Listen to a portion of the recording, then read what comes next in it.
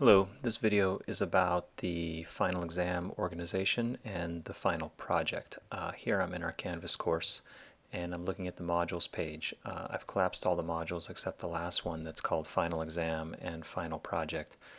There's a new page that I put up there today that gives you an overview of kind of the logistics of the final exam. So it's cumulative, means it covers all the sections we've covered. But it will be live proctored in the 9 to 10:30 time block during our 5th week of class. So I've broken it into two parts. Part 1, which will be proctored on Tuesday, August 18th, 9 to 10:30 via Zoom. We'll cover chapters 1 through 7, and then that Thursday, that's August 20th, we'll cover chapters 8 through 13. So we'll access it via Zoom using the Confer Zoom link in our Canvas course as usual. That's this link here, Confer Zoom. And I'll be there about 10 or so minutes, 10-15 minutes before the final. This gives you some more information on what you are allowed and aren't allowed to use. There's no new real assignments in my lab because you've already done all the homework by the time you're at the final exam, but there is a practice final exam and a mastery homework for each part. So those are in my lab and available already, and those are the deadlines for them. They have the usual 24-hour grace period, so those notes are still here. The final project is basically a little bit more complex discussion, and you should be starting this now by the time I'm posting this video, basically.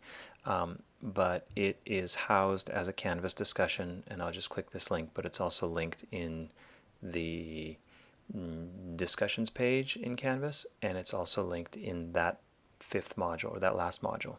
So these are the instructions. You do get 8 options to choose from, and the initial write-up is one that you put in response to one of those 8 options. You just put it here in like the reply field.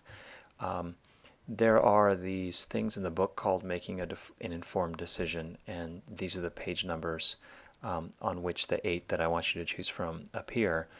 So fastest way I can show you that is in the ebook. So again, if you go to find the ebook, My Lab and Mastering, you will open up My Lab.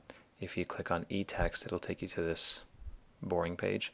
If you click on e-text here, it would take you to the ebook, and I've gone ahead and typed in page 470, which is one of the page numbers that I've listed here in the assignment.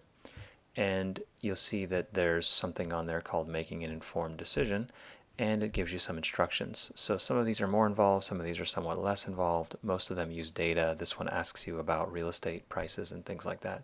So they ask you to go through Zillow and pull some data sets and try to make an informed decision. Respond to these questions in the form of this discussion.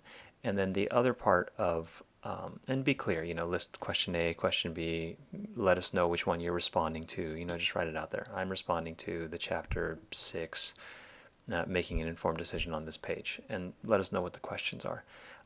After you do that, you'll be able to see your peers' posts, and you'll need to reply to at least 2 of your peers' projects. So please be on the discussion board active. Please start that as soon as you can so that we're not all trying to cram at the end. Your initial post, I do give you some time.